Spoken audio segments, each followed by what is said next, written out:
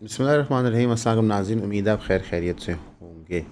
एक non political issue की बात से हम स्टार्ट करेंगे। ताबिश हाशमी बड़े मशहूर कमेडियन हैं, हसना मना के शो पे आते हैं। उनके कई शोज़ उनके काफ़ी फ़नी होते हैं, ड्राई उनका ह्यूमर काफ़ी अच्छा होता है। कई क्लिप्स मैं भी देख चुका हूँ, काफ़ी एंटरटेनिंग होते हैं। तो उन्होंने बताया कि किस तरह उनका जियो न्यूज़ का जर्नी ख़त्म हुआ। एक्चुअली सबसे पहले क्या हुआ कि उन्होंने एक क्लिप बनाया जिसमें उन्होंने बात की कि कश्मीर में बड़ी ज़्यादती हो रही है। मुझे नहीं पता सही है गलत कौन है, लेकिन वहाँ पे कोई एक फेयरनेस होनी चाहिए और डी एस्केलेशन होनी चाहिए। बड़ा अच्छा क्लिप था, लोगों ने हर जगह शेयर किया।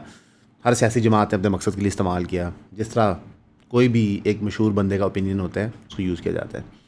और उसमें कहा उन्होंने कहा कि मुझे नहीं पता ऐसे कॉन्सिक्वेंसेस क्या होंगे ये क्लिप बनाने लिए। कि ज़ाहिर है सबको पता है कि अगर आप हक़ की आवाज़ करें बुलंद पाकिस्तान के अंदर, तो उससे कॉन्सिक्वेंसेस ज़रूर होते हैं। मुकदमे हो सकते हैं, आपको अगवा किया जा सकता है, कई चीज़ें साथ साथ चल रही होती हैं। तो लोगों के अंदर एक तजस्सुस पैदा हुआ कि पता नहीं ताबिश हाशमी के साथ क्या होगा। उसके बाद ताबिश हाशमी साहब ने एक पोस्ट लगाया कि जी बड़ा अच्छा सफ़र रहा जियो के साथ और हसना मना के साथ। तकरीबन 4 साल का सफ़र था, 4 सीज़न थे। अब वो चीज़ कंक्लूड हो गई है। तो लोगों ने रिज़ल्ट निकाला कि देखिए उन्होंने हक़ की बात की और उनके ख़िलाफ़ उनका शो बंद कर दिया गया। इस पे कई दिन स्पेकुलेशन होती रही। फिर तीसरे या चौथे या पाँचवें दिन उन्होंने अनाउंस किया कि उनका सेट अपडेट हो गया, सॉफ्टवेयर अपडेट नहीं हुआ और वो अपना नया कॉन्ट्रैक्ट लेके अब या नया अपना काम आगे लेके चलेंगे जियो के साथ, हसना मना के ही प्लेटफॉर्म के ऊपर। अब इसके ऊपर कहीं ज़्यादा लबकुशाई होगी, कहीं ज़्यादा बातचीत होगी, लेकिन बुनियादी तौर पे ये चीज़ एक्सपोज क्या करती है कि जो करेंसी है ऑफ अटेंशन, इसको मोनेटाइज करने के लिए लोग किसी भी हद तक जाते हैं। एक कश्मीर इशू उठाया, उससे आई बॉल्स गेन की, उस पर एक स्टेटमेंट दी जो मेरे ख्याल से न्यूट्रल स्टेटमेंट थी। आई डोंट थिंक यहाँ पे कोई कन्फ्यूज़्ड है कि वहाँ पे क्या हो रहा है। अगर कोई पाकिस्तान में कन्फ्यूज़्ड है जेनुइनली कि आज़ाद जम्मू कश्मीर में क्या हो रहा है, आई गेस आप पत्थर के नीचे रह रहे हैं। बारह अब तो खैर डॉन न्यूज़ ने भी रिपोर्ट कर दिया वहाँ क्या हो रहा है, क्योंकि बड़े सारे लोग मांग रहे थे कि जनाब डॉन न्यूज़ कब रिपोर्ट करेगा। वो आई बॉल्स गेन करके उसके बाद एक ऑब्वियस सोशल अंडरस्टैंडिंग ऑफ कि अगर आप हक़ की आवाज़ बुलंद करोगे, उसका ट्रोप बनाया, उसको चलाया, उस पर व्यूज़ गेन किए और फिर अनाउंस किया हाँ हाँ आपके साथ जोक हो गया। मैंने जो उनका इंस्टाग्राम पोस्ट था जहाँ पे उन्होंने बताया था कि अब सेट अपडेट हो गया है रादर देन सॉफ्टवेयर, उसके नीचे लोगों के कमेंट्स देखे थे। तो बहुत सारे सेलिब्रिटीज से जो नीचे कमेंट करते हैं हाँ मोए मोए moment, they were treating it as a joke कि बड़ा आपने जोक खेल दिया, प्रैंक कर दिया, ये कर दिया, वो कर दिया। हमारी रोज़मर्रा ज़िंदगी के अंदर हम कई दफ़ा बात करते हैं जी इसका सॉफ्टवेयर अपडेट कर दो या इसका सॉफ्टवेयर अपडेट हो जाना चाहिए, but that is two people talking to each other. Tabish Hashmi is a representation of Geo. Geo is funded by the government, government patronage से खड़ा हुआ चैनल है। Geo is one of the biggest voices in Pakistan. When they are involve in such joke making, they are normalising what.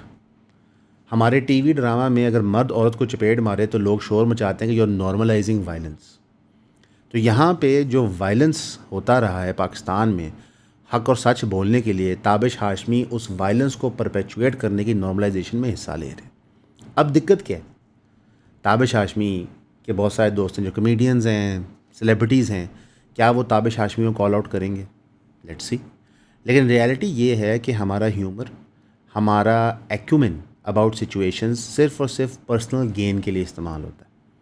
मिसाल के तौर पे किसी का बिज़नेस है इमरान खान को बेचना, किसी का बिज़नेस है इमरान खान की बेइज्जती करना, इर्रिस्पेक्टिव ऑफ इशू क्या है।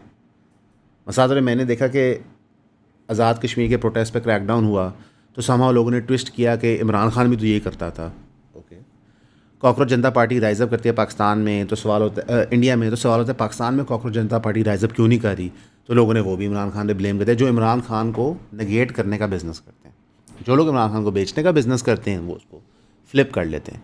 इन दोनों सिचुएशंस के अंदर हो क्या रहा है, लोग अपने पर्सनल मॉनेटरी फ़ायदे के लिए ये हर चीज़ कर रहे होते हैं। उनको उसका कोई किक फाइनेंशियल मिल रहा होता है, whether it be through paid campaigns, सरकारी इश्तिहार, या फिर लिटरली एल्गोरिदम उनको पुश करता है। आप प्रो इमरान खान कंटेंट बनाएंगे, more people might view it, you'll get paid more money.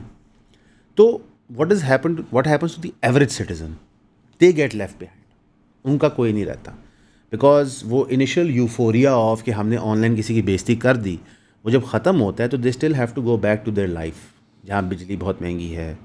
अभी बारिश हो रही है लाहौर के अंदर, तो लिटरली पानी इतना खड़ा हुआ है कि हमारे कई दोस्त जो सामने कॉफ़ी शॉप आए हुए थे, हमारे दफ्तर में पनाह लेके बैठे, हम अपनी गाड़ियाँ नहीं निकाल सकते। So they still have to go to their everyday life and problems.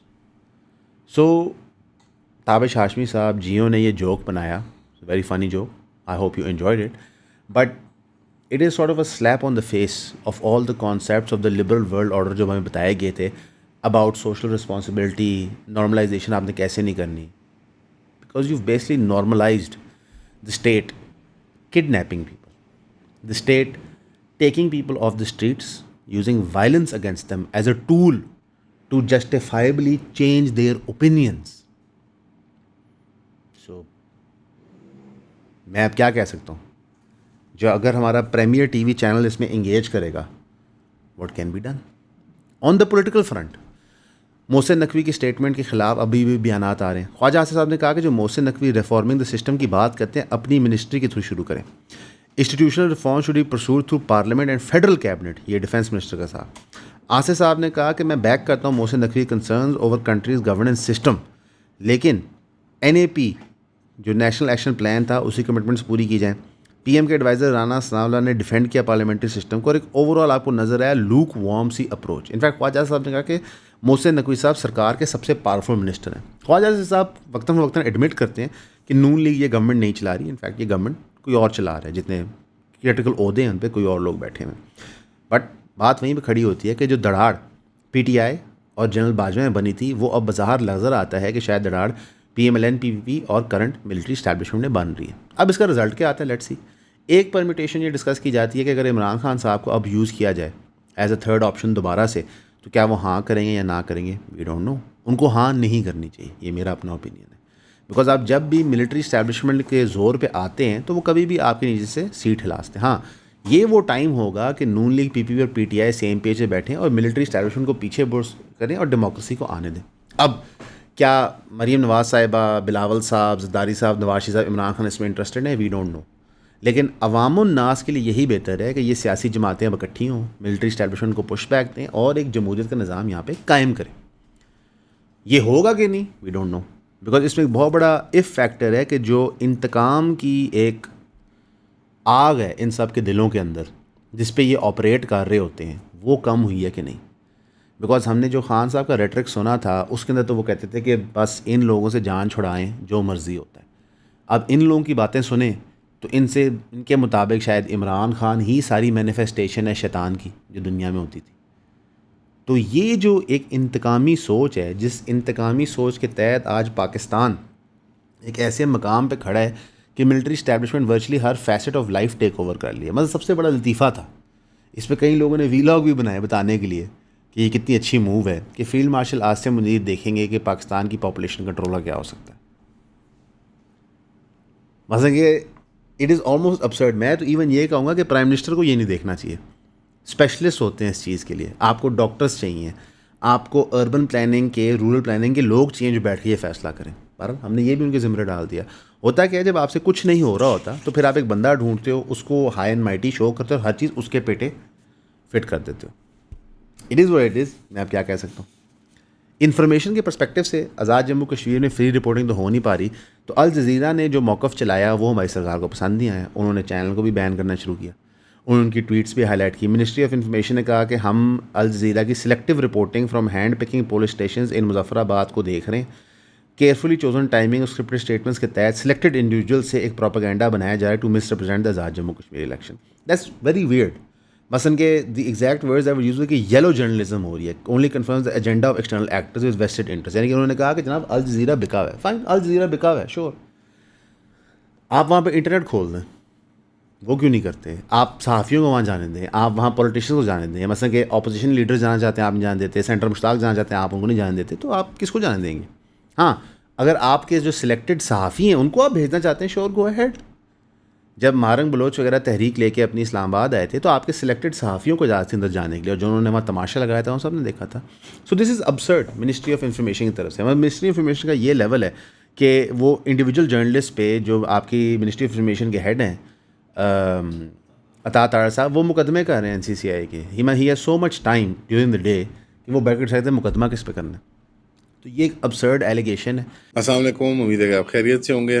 बाहर बड़ी शदीद तूफ़ान भी आया हुआ है, यालाबारी भी हो रही है. तो वो ऐसे एक बाहर बड़ा ना ऐसे एक खौफनाक सा माहौल बना हुआ है. तो ख्याल आया जॉर्ज ऑरवेल और उसके नावल 1984 या 1984 का जाहिर बात है अब आप लोग कान पक चुके हैं, ये मैं सुना चुका हूँ कितनी बार उसी एक ऐड के अंदर, लेकिन मकसद भी समझने की कोशिश करें कि जॉर्ज ऑरवेल कौन थे और ये 1984 का नावल उनका इतना क्यों अहम है, और ख़ास तौर पे आज के हाइपर सर्वेलेंस के दौर में जब सरकारें प्रैक्टिकली हर फैसेट इंसानों की प्राइवेट लाइफ का उसका हिस्सा बन चुकी हैं। इस तरह के दीगर जो बड़े पेचीदा मसाइल होते हैं इंसानों के और माश के और सियासियात के, उनको हम डिस्कस करते हैं किताबों के तनाजुर में, आला फिल्मों के तनाजुर में और उस मुख्तलिफ म्यूज़िक और आर्ट और लिटरेचर के कॉन्टेक्स्ट के अंदर। तो आप ऐसी कम्युनिटी का हिस्सा बन सकते हैं अगर आप इयॉन मैट्रिक्स की वेबसाइट पर जाके हमारा बुक क्लब द क्लब उसकी मेंबरशिप परचेज कर लें। तो इंशाअल्लाह ताला I will see you there. In fact, this allegation is only leading to further confusion आज़ाद जम्मू कश्मीर के मामले पे। जब आप वहाँ फ्री एंड फेयर रिपोर्टिंग नहीं होने देंगे, लोगों को वहाँ जाने नहीं देंगे, वहाँ से लोगों को यहाँ नहीं आने देंगे, तो हाउ विल इन्फॉर्मेशन ट्रैवल? आप कहते हैं कि हमारा नैरेटिव बिलीव करो। Okay, let's just take one small example. किसने कहा था कि मरीम नवाज साहिबा का जो जहाज़ है वो पंजाब एयर का है, और तासुर ये दिया कि पंजाब में शायद कोई एयर लाइन बन रही है? गवर्नमेंट ने दिया, फिर बाद में गवर्नमेंट उससे पीछे हटी। सो इतनी सी बात पे how do we trust? Form 45-47 इसी मुल्क में हुआ है। मरीम नवाज साहिबा ने कहा था कि वो मिलिट्री इस्टेब्लिशमेंट की मदद से कभी ऊपर नहीं आएंगी, आज उसको डिनाई नहीं कर सकते। अगर आप बात करें एक्सेस टू द प्रेस देने की, तो प्राइम मिनिस्टर इंटरव्यू देने को नहीं तैयार, चीफ मिनिस्टर इंटरव्यू देने को नहीं तैयार। आपके जो सीनियर मिनिस्टर्स हैं वो इंटरव्यू फिक्स करके खेलने को तैयार होते हैं। आएँ, मैं चैलेंज देता हूँ कि आपके जितने मिनिस्टर्स हैं, मैं 5 से 6 पॉडकास्ट आइडेंटिफाई करता हूँ, 5 से 6 टीवी चैनल आइडेंटिफाई करता हूँ, वहाँ पे आके फ्री एंड फेयर इंटरव्यू दें, आपको लग पता जाएगा। बस ये डिफरेंस है इमरान खान और आप में। इमरान खान के दौर के अंदर जब वो प्राइम मिनिस्टर भी थे, वो इंटरव्यू देते थे। मंसूर अली खान ने खुद कहा है कि इमरान खान ने कहा था जी जो मर्ज़ी सवाल पूछो, मैंने जो मर्ज़ी सवाल पूछे, मैंने वो पूरा नशर किया। वैसे उन्होंने मरीम नवाज साहिबा का भी इंटरव्यू किया था, उसमें अनफॉर्चुनेटली दुनिया को पता चल गया कटौतियाँ क्या हुई थी, मैंने नहीं बताई थी, वो लीक हो गई थी फुटेज। जिसने वो लीक की थी गलत किया था। मैं समझता हूँ कि ये इनकरेक्ट है। अगर आपकी ये चीज़ बैठ के तय होगी कि चीज़ कटनी है तो आपको लीक नहीं करनी चाहिए, लेकिन उससे ये तो साबित हो गया ना कि आप कटौतियाँ करवाते हैं। इनफैक्ट आपकी लैंग्वेज ही इनकरेक्ट होती है। आप कहते हैं इस चीज़ का फैक्ट चेक करें, व्हाट डज़ दैट मीन? आपको इनहेरेंट अंडरस्टैंडिंग ऑफ लैंग्वेज भी शायद नहीं है। सो फंडामेंटली आप आज़ाद जम्मू कश्मीर के अंदर मसले को एग्जैसबरेट कर रहे हैं। मसलन मसला अगर इतना सा है ना, तो उसके आगे पीछे हवा बना के आपने इतना बड़ा करती है। वहाँ पे आपके पुलिस वाले आईजी ऐसे बयान दे रहे हैं, सब वहाँ जंग चल रही है। आई अंडरस्टैंड पुलिस के एहलकार शहीद हुए हैं, बहुत अफसोसनाक है, नहीं होना चाहिए। बट द क्वेश्चन इज़ कि सिचुएशन वहाँ पहुँची कैसे? ओवरनाइट तो नहीं पहुँची। JAC का मसला 2, 2.5, 3 साल से चल रहा है। आप खुद मुज़ाकरात करते हैं, खुद अग्री अपॉन करते हैं, चीज़ों पे फॉलो थ्रू नहीं करते। ठीक है, आप लोगों को पैसे दे सकते हैं, प्रेशर डाल सकते हैं कि हक में ट्वीट कर दो सरकार के जो ओपिनियन है, लेकिन आप ये तो नहीं छुपा सकते कि DGSPR कहते हैं कि आज़ाद जम्मू कश्मीरी गवर्नमेंट खुद क्रैकडाउन कर रही है, PPP कहती है नून लीग करवा रही है, नून लीग वाले कहते हैं PPP करवा रहे हैं। मसलन कोई ओनरशिप लेने को नहीं तैयार। मिसाल तौर पर पंजाब का सूबा है, पंजाब के सूबे के अंदर पुलिस जो है वो लेट से 1100 लोगों को इनकाउंटर में मार दे, तो चीफ मिनिस्टर उसकी ओनरशिप लेगा ना? CCD की ओनरशिप ले रहे हैं चीफ मिनिस्टर साहिबा, ली थी उन्होंने कहा था कि ये ही वाहिद पुलिस वाले हैं जो काम कर रहे हैं, बाकी तो कर ही कुछ नहीं रहे। तो यहाँ पे क्यों नहीं ओनरशिप ली जा रही? Because nobody wants to take ownership of something that is obviously incorrect. वैसे CCD भी ऑब्वियसली इनकरेक्ट है, उसकी ओनरशिप भी लेना अल्लाह आलम कैसे हो सकती है। अब सेकंड फेज़ कंप्लीट हो गया आज़ाद जम्मू कश्मीर इलेक्शंस का, वहाँ नून लीग जीत रही है, तो साफ नज़र आ रहा है कि नून लीग को कश्मीर मिल रहा है, आज़ाद कश्मीर। अब पीपल्स पार्टी ने जॉइंट अवामी एक्शन कमेटी के साथ मुज़ाकरात शुरू किया। वो कहते हैं हम कमीशन बनाएंगे टू इन्वेस्टिगेट, क्योंकि जॉइंट एक्शन कमेटी ने कहा कि जनाब ये इलेक्शंस हम नहीं मानते, एक इंडिपेंडेंट इंटरम बॉडी बनाई जाए, वो इलेक्शंस करवाए तो फिर ठीक होगा। यानी कि आपके मामला वहीं फंसे हुए हैं। It does not seem like कि जब वहाँ नई गवर्नमेंट बन जाएगी, लेट्स से नून लीग की बन जाती है, तो वहाँ पे मामलात हल होंगे। तो हमने एक नया कट्टा खोल लिया। इनफैक्ट अगर आप पाकिस्तान की हिस्ट्री स्टडी करें तो जहाँ जहाँ हमने वायलेंस इस्तेमाल की है वहाँ पे कट्टा चलता ही रहा है। के ज़ियाउल हक साहब ने मुज़ाकरात करके बलूचिस्तान में एक एमनेस्टी दी थी, ठीक है, वायलेंस किए बगैर। जुल्फ़िकार अली भुट्टो साहब वायलेंस करना चाहते थे तो हम 5-6 साल ऑपरेशन करते थे, जो आज भी हम उसका खमियाजा भुगत रहे हैं। तो violence is not the answer when dealing with your own people. हाँ, किसी इंटरनेशनल इंटरवेंशन के खिलाफ दफा करना है, पूरी कौम आपके साथ है। इंडिया की जंग में पूरी कौम आपके साथ थी। अल्लाह ना करे मेरे मुंह में खाक, ईरान में रजीम चेंज होता है, फिर आप पे हमला होता है, पूरी कौम आपके साथ है, गवर्नमेंट के साथ है, with all the measures they want to do. But internally dealing with Pakistanis ये तो रवैया नहीं हो सकता। अगर आप ये रवैया रखेंगे तो मुल्क के अंदर सिर्फ दंगे फसादात होंगे, और ये फॉल्ट लाइंस कौन एक्सप्लॉइट करेगा? आपके दुश्मन। फिर आप ये साबित करना चाहते हैं कि यार ये दहशतगर्द है, वो दहशतगर्द है, ये रॉ का एजेंट है। भाई आप वो मौका क्यों आने देते हैं? हमें बताया गया था बचपन से कि इंसान की इज़्ज़त अपने हाथ पे होती है, कि आपने खुद डिटर्मिन करना होता है कि मैं किस सिचुएशन में एंटर करूँ कि इज़्ज़त नफ्स बचे। ठीक है, तो हम बार बार उन सिचुएशंस में क्यों जाते हैं जहाँ पे हमें फॉरेन पावर्स को एक रूम देना होता है कि वो आकर यहाँ एक्सप्लॉयटेशन करें। मसलन हमारी कौम की नेशनल साइकी ही ये बन गई है कि हम सिर्फ एक्सप्लॉयटेशन ही हमारा दिफा होता है। जनाब यहाँ भी रॉ है, वहाँ भी रॉ है, वहाँ भी रॉ है। मसलन नए से नए नाम हम चीज़ों को देना चाहते हैं, फितनतुल फलां कर देंगे, बट हम root cause of the problem नहीं समझेंगे। अभी जो खौफनाक हमला हुआ है केपी के अंदर, उसके विजुअल्स आपके सामने आ गए हैं। 15 लोग शहीद हो गए स्वात पुलिस स्टेशन के बॉम्बिंग के ऊपर। अब ये विजुअल्स दिखा के रियासत ये बयान बनाएगी कि जनाब अब इन दहशतगर्दों को हमने छोड़ना नहीं है। ठीक है, वहाँ के लोकल लोगों से बात करें ऑपरेशंस के बारे में तो सबसे ज़्यादा ग्रीवियंस उन्हीं का होता है। आप स्वात के ऑपरेशन के बाद देख लें, वज़ीरिस्तान के ऑपरेशन के बाद देखें तो ग्रीवियंस लोकल लोगों का ज़्यादा होता है। ना सवाल ये बनता है कि अगर हम एक इमेज को, एक दहशतगर्द हमले का रिज़ल्ट ही गलत निकालेंगे तो फिर कैसे चलेगा मुल्क? 9/11 एक इंटरनेशनल ट्रेजिडी होती है, उसके बाद अमेरिका रिज़ल्ट ये लाता है कि अफ़गानिस्तान और इराक़ में रजीम चेंज होनी है। यानी कि एक दहशतगर्दी का वक़ूआ होता है, उस दहशतगर्दी को रोकने के लिए वो अफ़गानिस्तान और इराक़ पर जंग मुसल्लत कर देते हैं, और आज तक दहशतगर्दी अरूज पे चली गई है उसकी वजह से। तो हम भी वही मॉडल फॉलो कर रहे हैं। ये कैसे ऑपरेट करे, कैसे काम करेगा? I don't understand. मैं इसकी कोई सेंस नहीं है, कोई लॉजिक नहीं है। अब हमारा आर्मी का एक मेजर शहीद हो जाता है नॉर्थ वज़ीरिस्तान में ऑपरेशन में, 5 दहशतगर्द मर जाते हैं। हम कितना खून देंगे बिफोर हमारी रियासत ये अंडरस्टैंड करे कि may be the solution is not correct? मौलाना फजल रहमान साहब ने एक बहुत ही अजीब सा रिमार्क दिया था कुछ अर्सा पहले कि जनाब जो आप शहादतें देते हैं पैसों की खातिर देते हैं। एब्सोल्युटली absurd स्टेटमेंट है। ठीक है, दूसरी तरफ DGSPR कहते हैं कि जो शहादत है वो फ़ौज की रीढ़ की हड्डी है। मैं एग्री करता हूँ स्टेटमेंट से, लेकिन इस प्रॉब्लम का सलूशन ना शहादत देना है, ना मौलाना फजल रहमान जैसे लोगों के बयानात सुनना है। इसका सलूशन ये है कि रिकन्सिलिएशन होनी चाहिए पाकिस्तान में। जो आपका प्रॉब्लम सियासी जमातों का है वही आपका प्रॉब्लम मुख्तलिफ इलाके के लोगों के साथ है। हम रिकन्सिलिएशन में बिलीव नहीं करते। मिलिट्री इस्टेब्लिशमेंट ऑपरेशन करती है, ऑपरेशन करके कहते हैं कि जनाब लोकल गवर्नमेंट अब चीज़ संभाल ले।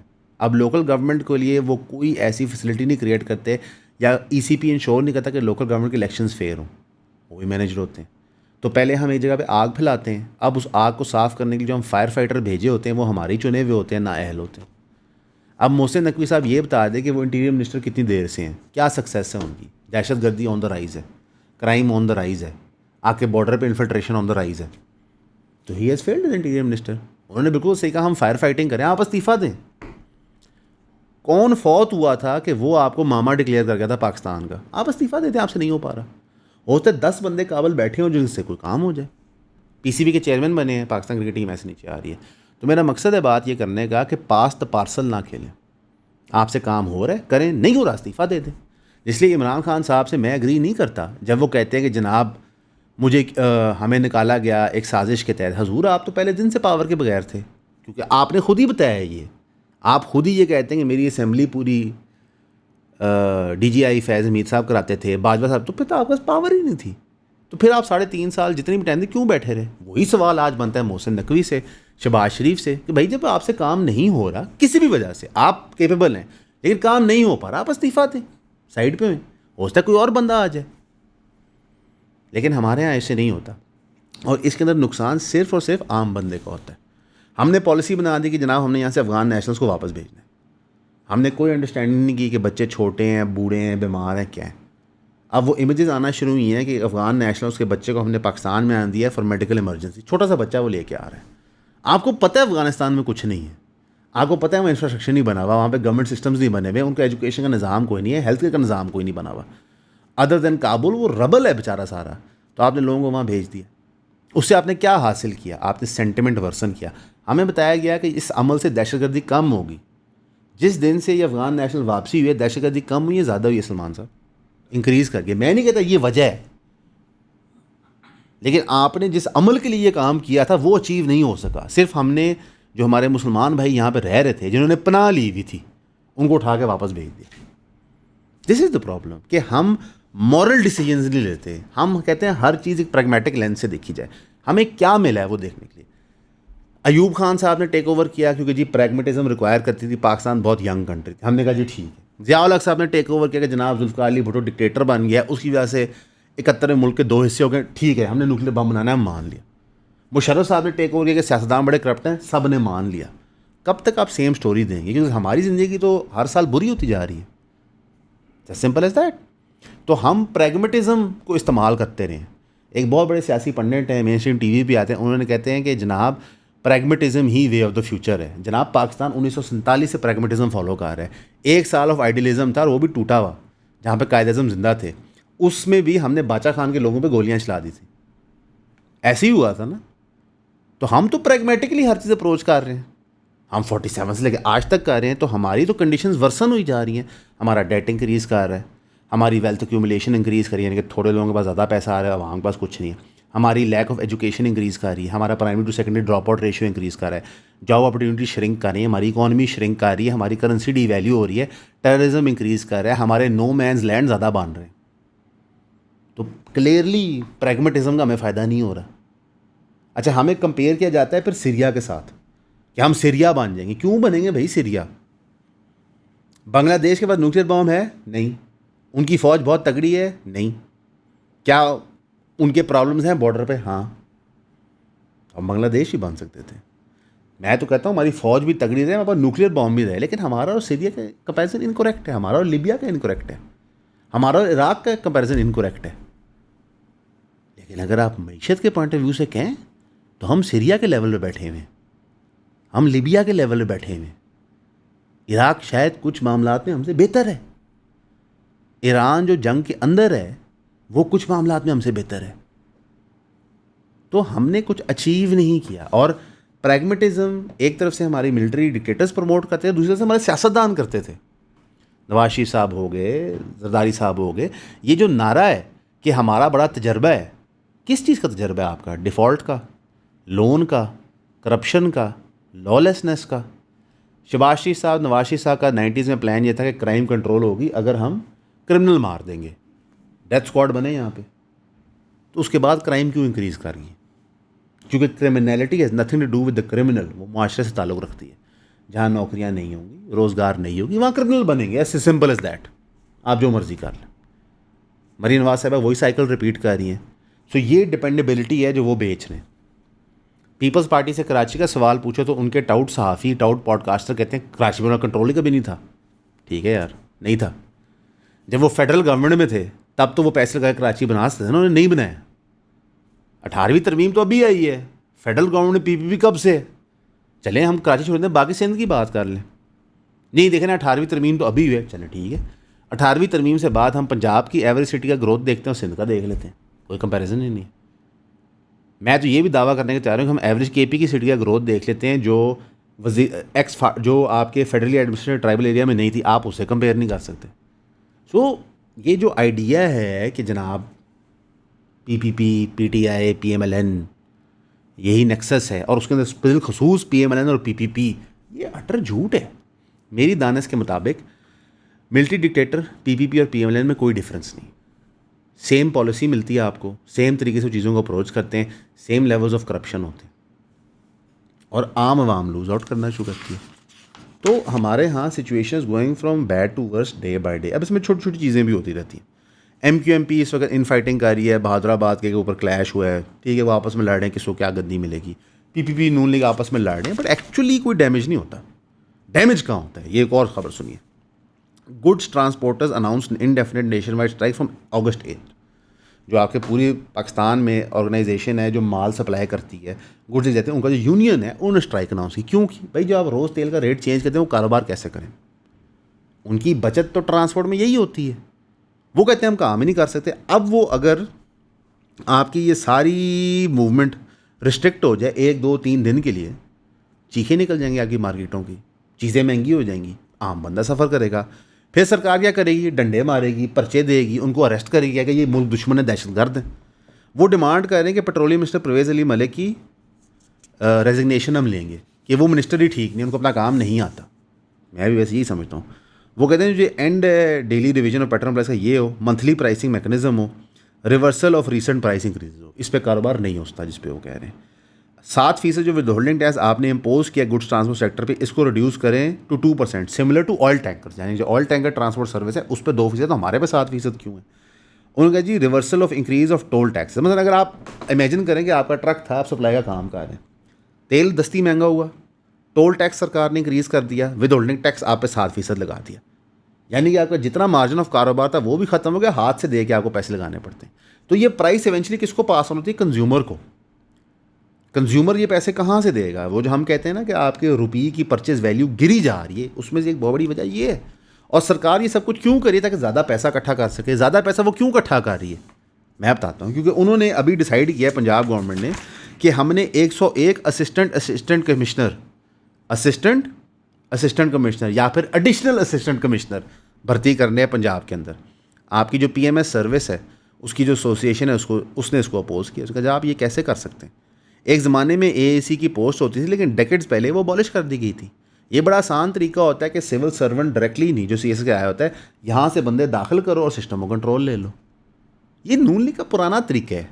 जुडिशरी पैक कर दो, सिविल सर्विस पैक कर दो, सरकारी ऑफिस पैक कर दो, ताकि अपने बंदे हर जगह हों। अब इससे वो क्या चीज़, अब ये 101 बंदे जब भर्ती करेंगे उसकी कॉस्ट आएगी 4 करोड़ 68 लाख रुपया। टोटल 101 बंदों की आएगी 4 अरब 72 करोड़ रुपया। ये वन टाइम कॉस्ट है। उसके बाद मंथली सैलरी, प्रिविलेज, व्हीकल, ये सब चीज़ों के पैसे। तो इसलिए आपसे टैक्स इकट्ठा हो रहा है ताकि आपकी पुलिसिंग के निज़ाम पे बंदे लग सकें। 6,500 बंदा, कितने बंदे भर्ती करना चाहता है इस्लामाबाद पुलिस ने? 8,000 बंदे। इनकी तनख्वाहें कहाँ से आएंगी? इनके व्हीकल कहाँ से आएंगे? इनके वेपन, कपड़े, ये चीज़ें कहाँ? मैं और आप पैसे देते हैं यार। तो हमारे ऊपर ज़्यादा पुलिस नाफज करने के लिए, ज़्यादा ब्यूरोक्रेसी नाफज करने के लिए हमसे ज़्यादा टैक्स लिया जाता है। फिर वो ब्यूरोक्रेसी और पुलिस हमें ही तजलील करने में लग जाती है, हमें ही मारने में लग जाती है। This is the problem.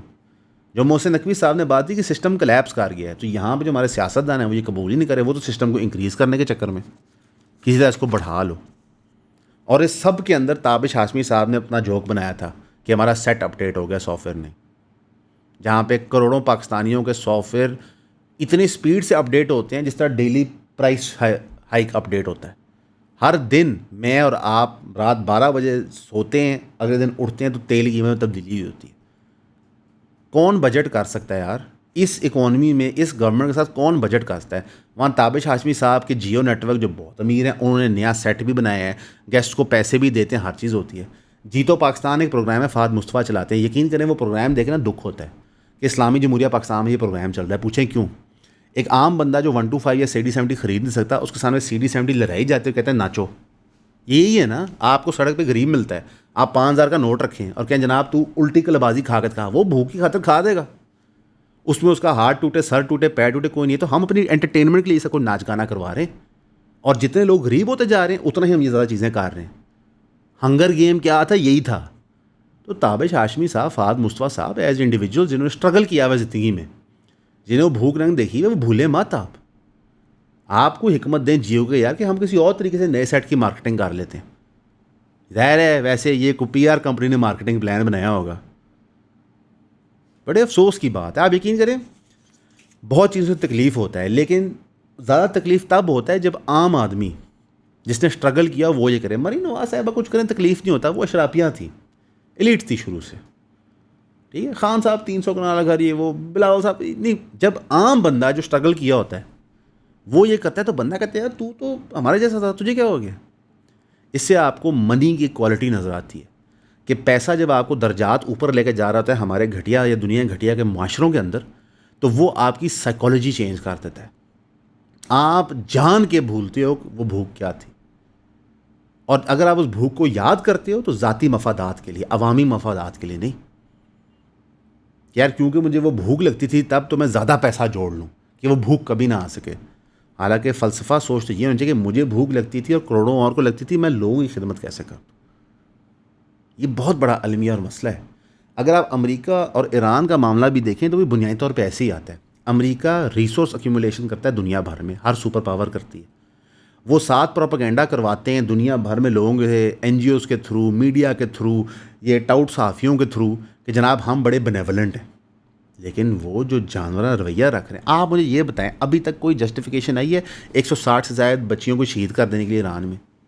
वहाँ पे न्यूक्लियर बम था, वहाँ पे मिसाइल फैक्ट्री थी, वहाँ पे क्या था? बस बदमाशी ये कर दिया। अभी अमेरिका ने अनाउंस किया कि जनाब हम ईरान पे नए हमले नहीं करेंगे क्योंकि हम मुज़ाकरात में जा रहे हैं। एकदम से आपकी मार्केट्स में प्राइस नीचे आना शुरू हो गई। सट्टा कराता है डोनाल्ड ट्रंप, सट्टेबाज है। साथ ही साथ क्या कहते हैं, ईरान ने अनाउंस कर दिया कि हम तो मुज़ाकरात कर ही नहीं अमेरिका के साथ रहे, हम तो ओमान के साथ मुज़ाकरात करें स्टेट ऑफ हॉर्मूज़ पे। वो पक्के हो गए कि स्टेट ऑफ हॉर्मूज़ हमारी है, दफ़ा हो जाओ। उल्टा जो हूथियों ने शुरू कर दिया है रेड सी पे, उसने एक नया पेंडोरा बॉक्स खोल दिया। साथ ही क्या कहते हैं, अमेरिका ने कहा कि जनाब सऊदी अरेबिया, कतर ने हमें कन्विंस किया कि आप हमला ना करें इस वक्त ईरान के ऊपर।